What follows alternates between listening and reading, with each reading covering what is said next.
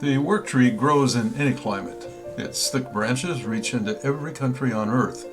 But what about its roots? Where does work come from? How did work begin? Well, some say it started as God's curse, his punishment for the sin of Adam and Eve. But wait, God assigned work before Adam and Eve sinned, and even after they disobeyed, God did not curse work, he cursed the ground. Cursed is the ground because of you. Through painful toil, you will eat food from it all the days of your life. So, the roots of work go deeper than the sin in the Garden of Eden. In the Bible, the word work appears for the first time in Genesis 2. In fact, it turns up 3 times in verses 2 and 3. By the 7th day, God had finished the work he had been doing. So on the 7th day, he rested from all his work. Then God blessed the 7th day and made it holy, because on it he rested from all the work of creating that he had done. God then is the first worker. The roots of work lie in God himself. Further into Genesis 2, God's work brings some surprises. In his sermon title, one pastor speaks of a God with dirty hands.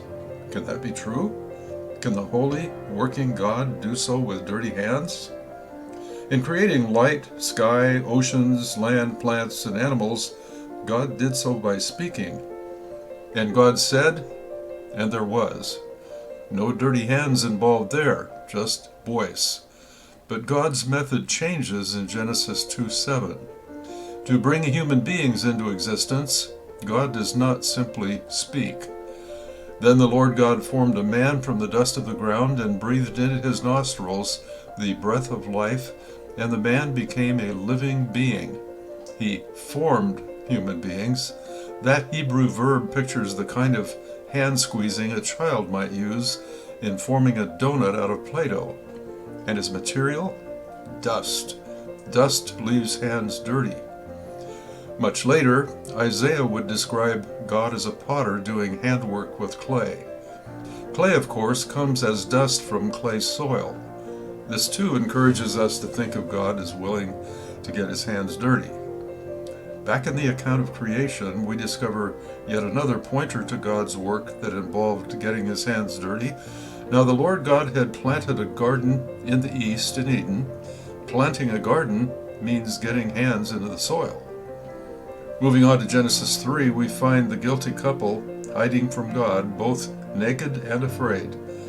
But once again, God was not afraid to get his hands dirty. The Lord God made garments of skin for Adam and his wife and clothed them. Just in Genesis 2 and 3, we have seen that God did the work of a gardener, a potter, and a leather worker. All of it involves getting the hands dirty. This truth of the God who works stands in sharp contrast to the gods of the Greeks. As one writer puts it, the Greek gods did not work, they banqueted, intrigued, fought, and loved women. Naturally, this contempt of their gods for work spilled over into the Greek culture. As Roger Hill explains, the Greeks regarded work as a curse. Manual labor was for slaves, and Aristotle viewed work as a corrupt waste of time. Yet throughout the Bible, God reveals himself and what he does through working roles familiar to us. Consider these examples: architect, teacher, shepherd, government official, guard, homemaker, landlord, writer.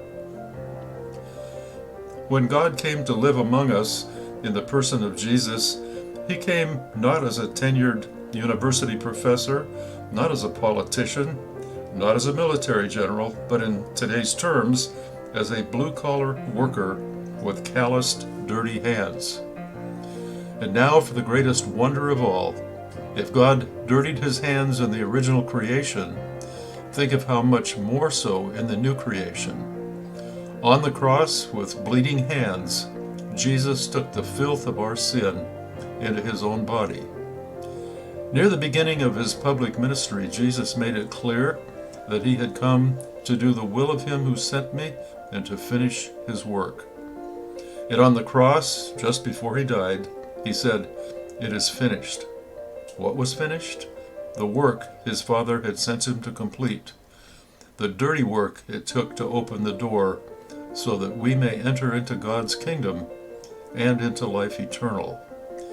The roots of work lie in God himself. Work is good because he started it.